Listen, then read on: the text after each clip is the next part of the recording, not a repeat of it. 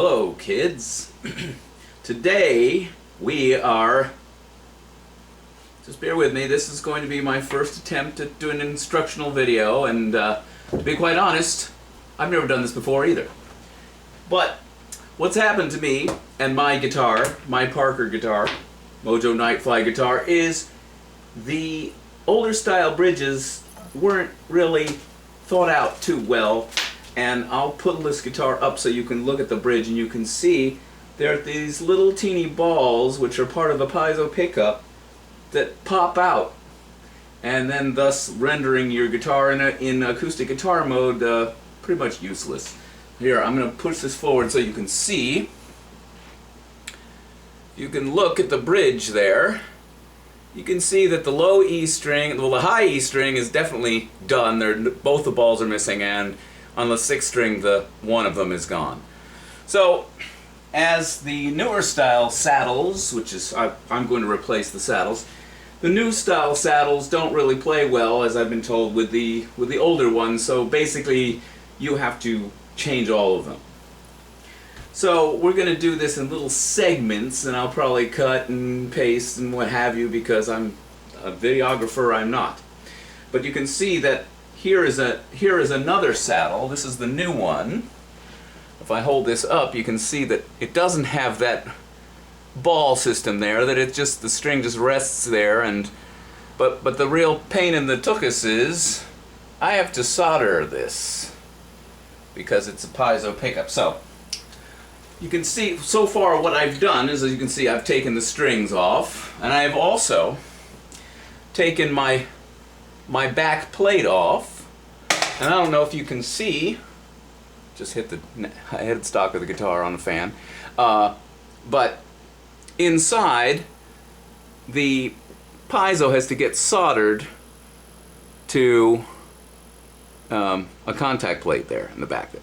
And I think what that means is, oh, I've got to take my whole bridge assembly off. So here we go. Part number 2 coming right up. Oh, hello folks. So what I'm going to do now, or first rather, is I'm going to have to pop these springs off here. I'm going to pop them off, and Parker gives you these handy dandy Allen wrench tools that will fit very nicely in this little screw hole here and will enable me to detach my bridge from the body of the guitar. So that's what I'm going to do first and foremost. You can't really see anything, but tough nuts is all I can say. So I pop one spring off, and then 2 springs off, and 3 springs, she's gone. Okay, got that done. So now all that remains is, oh yeah, by the way, I'm going to have to redo all my whole intonation and everything. So, Parker guitars,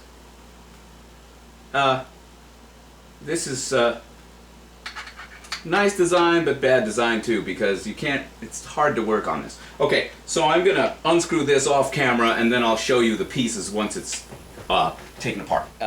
What I've decided to do now is I'm going to unsolder the wires first, and then I'm going to take the saddles off, because they'll just be dangling around and creating havoc. So I have to unsolder them first, and then I'll take them off and put the new ones on. Okay, so the soldering gun is heating up. As you can see, I've just put this little thing over to cover the bottom of the guitar, because I don't want to unsolder the giant ground, which is right here. It's a big old blob of solder, and I am not the greatest soldering person ever in the world, so I'm not even going to mess with that.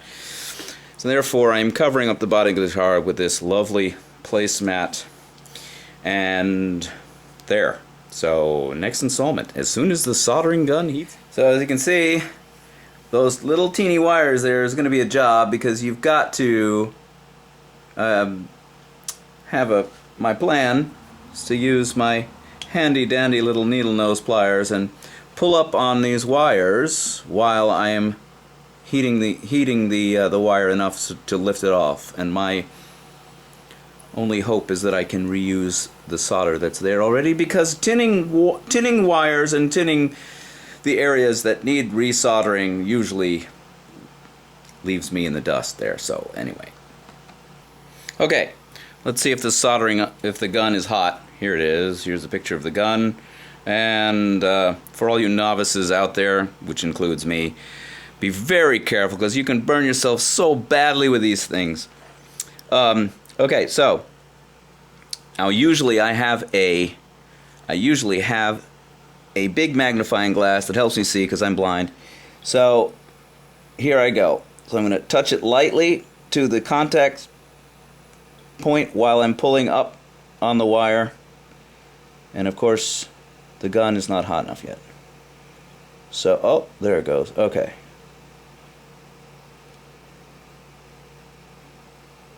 Sometimes you have to hold it there for a minute.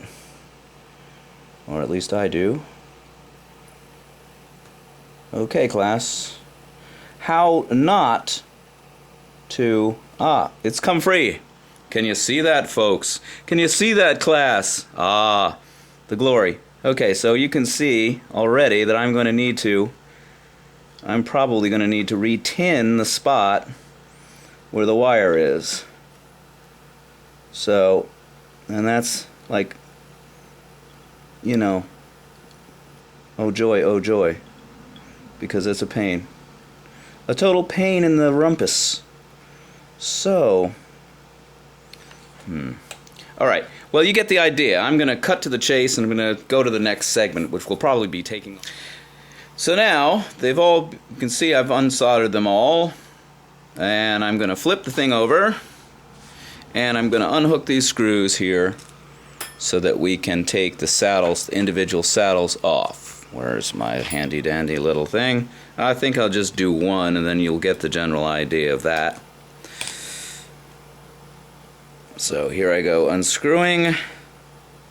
Hopefully at a certain point they'll just fall out.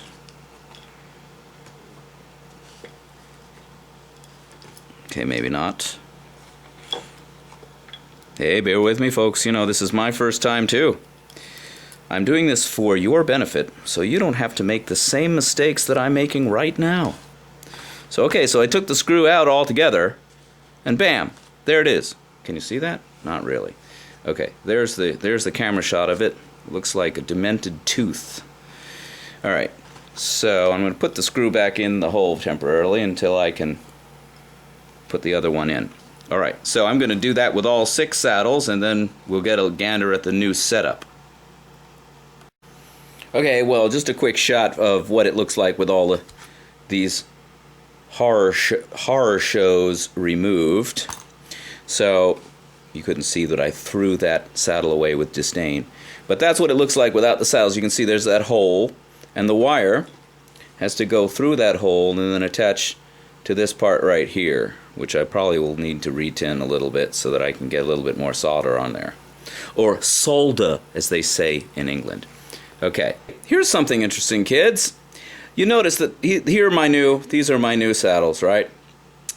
You'll notice that one has a red dot on it and one has a green dot on it. Now what it means I don't know, because there wasn't any instructions that came with this, nor could I get in touch with the people at US Music Corp to really give me any kind of help in doing this. This is one of the reasons why I'm doing this video, so that people won't make the same mistakes that I'm ultimately going to make, because it is my karma and it's the, it's the way I'm wired.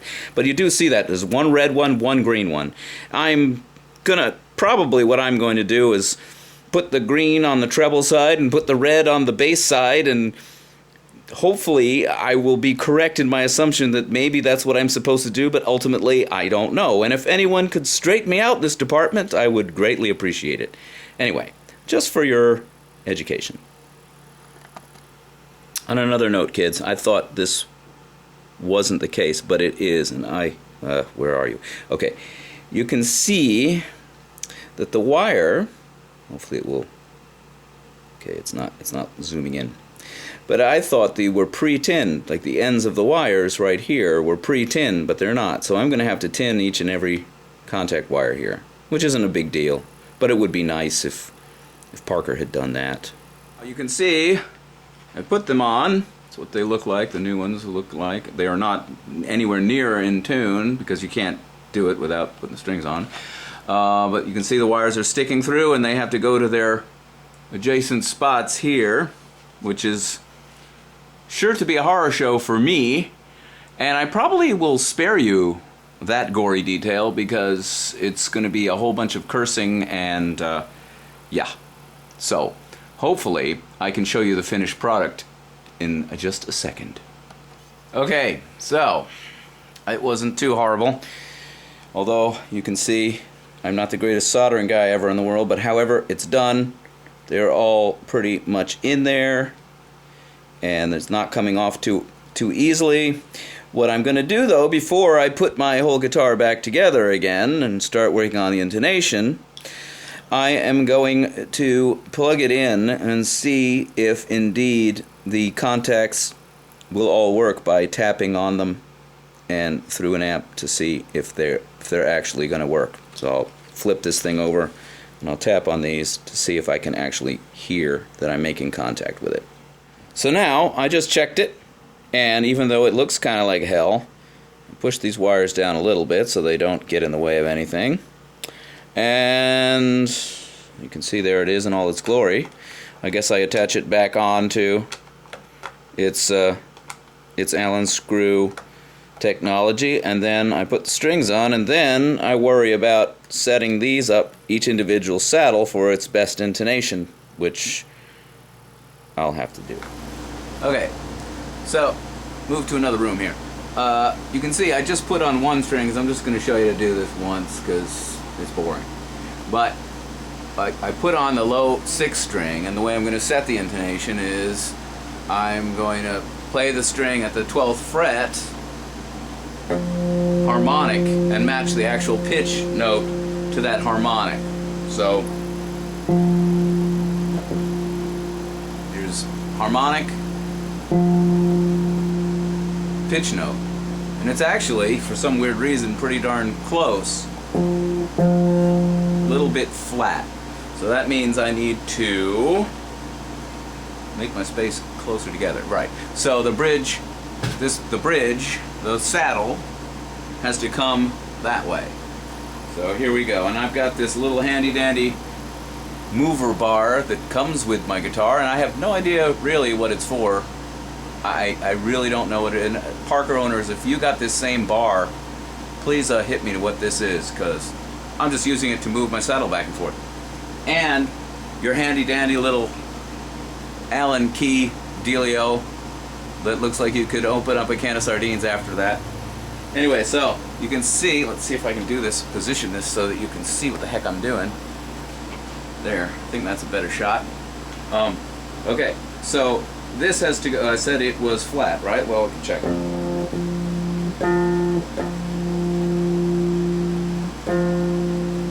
Actually, it's a little sharp. Maybe it moved. So I have to make the bridge go that way.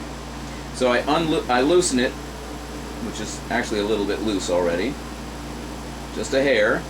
And then I kind of just tap it back a little bit, because there's only really, you've got to kind of do it by trial and error. That's the only way. Sometimes you have to loosen up the string so that you can go backwards a little easier.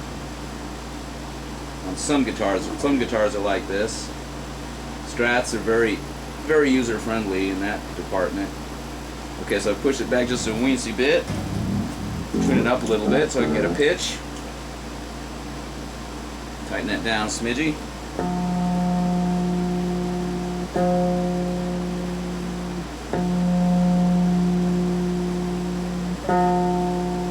I know I got an air conditioner running in the background, so you can't really see what the heck's going on, but to my mind, or to my ear rather, that sounds pretty right on. So now what remains is I have to do that to all of these suckers, which is a big pain in the tuchus. So that's nice and tight, not over tight, but nice and tight. And thank you very much for watching. If anyone has any criticisms or an easier way of doing this, please don't hesitate to add it to the YouTube page. I'm sure I'm not the only one with a tutorial out there that for changing your Parker saddles, but out of sheer frustration I thought I should try to share with you all my my aggravations and pains and frustrations and things. Oh yeah, then also another thing, right before I go, I'll have to lower the bridge back down. I'm gonna have to probably lower these guys down so I can get some decent action too after the intonation is set. That's my plan. Joel Newman, once again, guitar hero extraordinaire, signing off. So, mess 'em up, folks.